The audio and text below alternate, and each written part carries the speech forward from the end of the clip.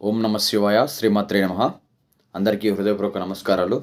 నా పేరు చదువుల శ్రీను. నేను భారతీయ జనతా పార్టీ శ్రీశైలం మండల అధ్యక్షుడిగా బాధ్యత నిర్వర్తిస్తూ ఉన్నాను. ఈరోజు మీ ముందుకు రావడానికి గల ముఖ్య ఉద్దేశం, నిన్న ఏదైతే మన గోశాలలో పనిచేసే రాజు అనే వ్యక్తి అవుట్సోర్సింగ్ ఎంప్లాయ్, ఇతను ఒక సెల్ఫీ వీడియో ఏదైతే సూసైడ్ చేసుకుంటున్నట్లు తన యొక్క బాధను వ్యక్తపరుస్తూ ఒక వీడియోని చిత్రీకరించి సోషల్ మీడియా మాధ్యమంలో పెట్టడం జరిగింది. మనము వీడియోని కనుక పరిశీలిస్తే చాలా విస్తుపోయే నిజాలు అతను చెప్పడం జరిగింది.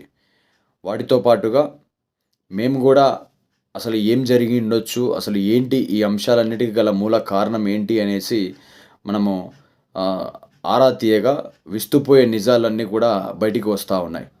ఇందులో ప్రప్రథమంగా అసలు ఏదైతే ఈ శ్రీశైల దేవస్థానంలోని గో ఉత్పత్తుల విక్రయ కేంద్రం ఏదైతే ఉందో, ఈ గో ఉత్పత్తుల కేంద్రము ఒక ప్రైవేటు వ్యక్తికి గత వైసీపీ గవర్నమెంట్లో ఇవ్వడం జరిగింది.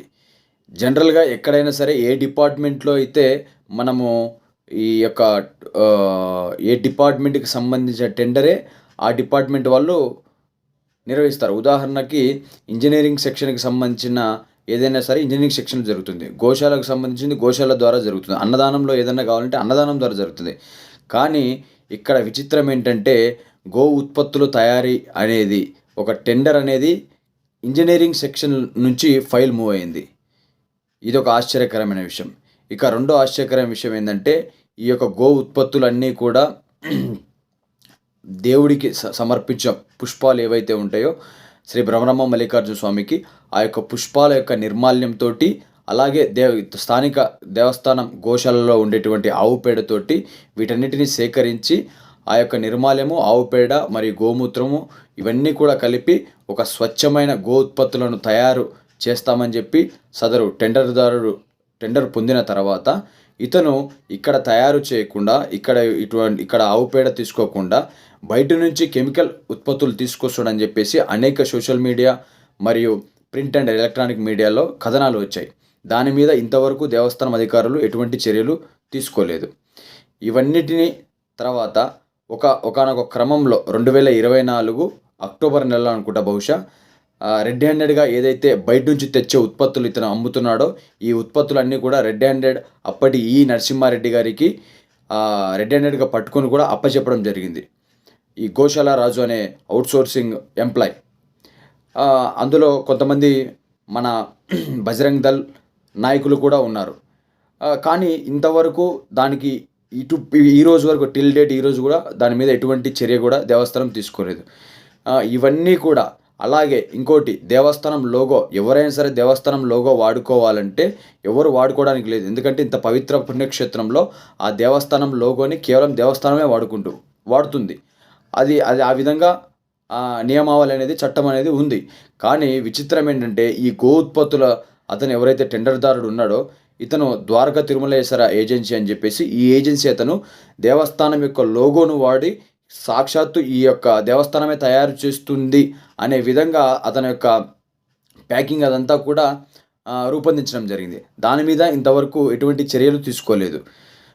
తర్వాత ఇతను దేవస్థానానికి ఇవన్నీ కూడా, ఇటువంటి అంశాలన్నీ కూడా లేవనెత్తి ఈ అంశాలన్నీ ఇతను ఈ విధంగా తప్పు చేస్తున్నాడు, దేవస్థానానికి ఈ విధంగా హాని చేస్తూ ఉన్నాడు, భక్తుల యొక్క మనోభావాలను కించపరుస్తూ ఉన్నాడు. హిందూ భక్తులు ఏదైతే ఈ క్షేత్రానికి విచ్చేస్తున్నారో వీళ్ళందరూ కూడా పరమ పవిత్రంగా భావించి మనకు అగరబత్తులు అయితేనేమి, ధూప్ స్టిక్స్ అయితే ఇవన్నీ కూడా ఇంటికి తీసుకెళ్ళి వెలిగించుకుంటారు. మనం ఎంతో పవిత్రంగా భావిస్తాం. ఎందుకు? గోశాల నుంచి తయారైంది, దేవుడి యొక్క నిర్మాల్యంతో తయారైందని మనం అనుకుంటాం.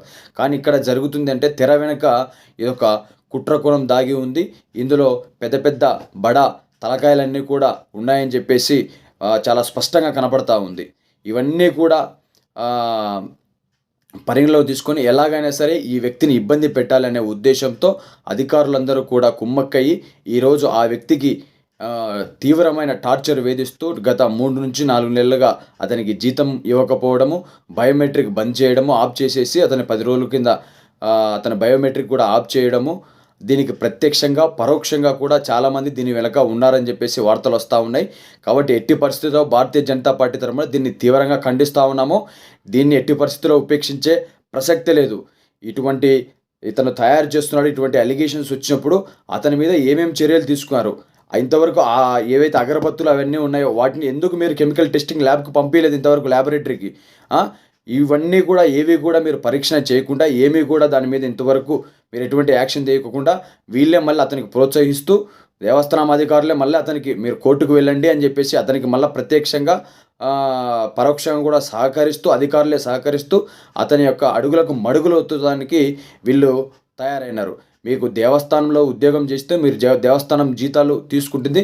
బ్రహ్మరామ మల్లికార్జున స్వామి అమ్మవార్లకు మీరు సేవ చేయాల్సింది పోయి బయట టెండర్‌దారులకు మీరు వారిచ్చే కమిషన్‌లకు కకృతిపడి ఈరోజు ఇటువంటి దిగజారుడు పనులు చేస్తా ఉన్నారు.